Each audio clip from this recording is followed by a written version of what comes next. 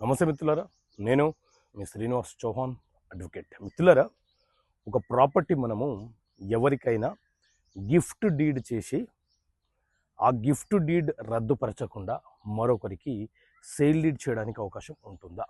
So మిత్రులారా, ఇలాంటి సందర్భాలు చాలా చోట్ల ఏర్పడినవి. మరి ఇలాంటి సందర్భాల్లో గిఫ్ట్ పొందిన వ్యక్తి హక్కుదారుడా లేదా సేల్ డీడ్ చేయించుకునే వ్యక్తి హక్కుదారుడా?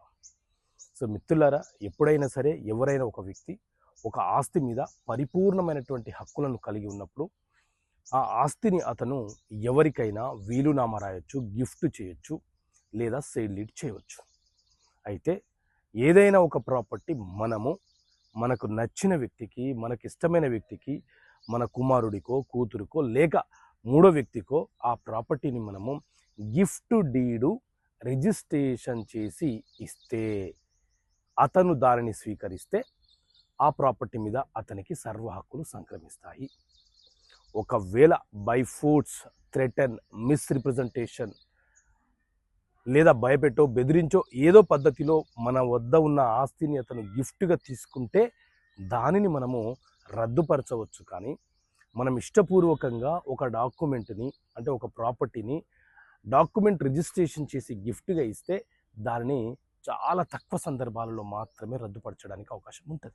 అయితే ఒకవేళ మనము బై ఫోర్స్, మిస్రిప్రజెంటేషన్ ద్వారానో ఒక ప్రాపర్టీ మరొకరికి గిఫ్ట్ చేసి, అంటే ఒకరికి గిఫ్ట్ ఇచ్చి అదే ప్రాపర్టీని మరొకరికి సేల్ డీడ్ చేసే సందర్భము ఏర్పడితే, ఒకవేళ మీరు సేల్ డీడ్ కనుక చేస్తే రెండో డాక్యుమెంట్ ఏ సేల్ డీడ్ అయితే చేశారో అది చట్టబద్ధతను కలిగి ఉండదు.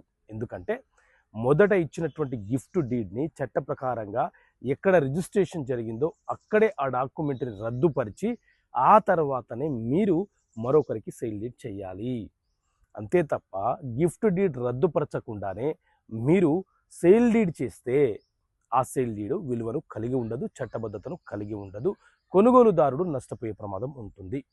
అదేవిధంగా కొంతమంది ఏం చేస్తుంటారంటే ఒక ప్రాపర్టీ ఒకరికి జీపీఏ ఆర్ ఏజీపీఏ ఇచ్చి మరొకరికి సేల్ డీడ్ చేస్తూ ఉంటారు. ఈ రకంగా ఇచ్చే సేల్ డీడ్ కూడా చెల్లుబాటు కాదు. ఎందుకంటే ఇక్కడ జీపీఏ డాక్యుమెంట్ని రద్దుపరిచిన తర్వాతనే సేల్ డీడ్ చేయాలి.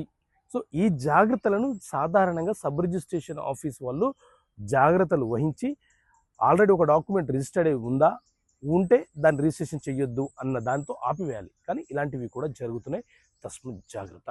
సో ఇలాంటి చట్టపరమైన అంశాలు మీకు తెలియపరచడం కోసం చట్టపరమైన సమస్యలకు పరిష్కారాలు అనే పుస్తకాన్ని మీ ముందుకు తీసుకొచ్చాను. ఈ బుక్ కావాలనుకుంటే ఇక్కడ కనిపిస్తున్న నెంబర్ కాల్ చేసి పుస్తకాన్ని మీరు పొందవచ్చు. ఓకే మిత్రులారా, థ్యాంక్ యూ. జై హింద్.